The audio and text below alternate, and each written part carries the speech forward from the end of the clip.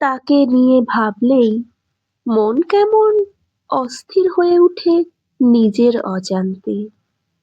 যদি কোনোদিনও দেখি তার পাশে অন্য কেউ নিশ্চিন্তে দাঁড়িয়ে আছে, মনে হয় ভেতরটা থেমে যাবে তীব্র চাপে।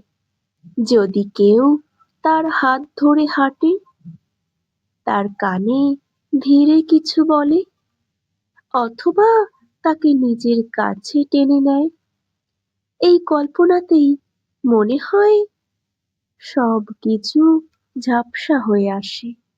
আমি চোখ বুজে থাকলেও এই চিন্তা তাড়িয়ে দিতে পারি না কোথাও।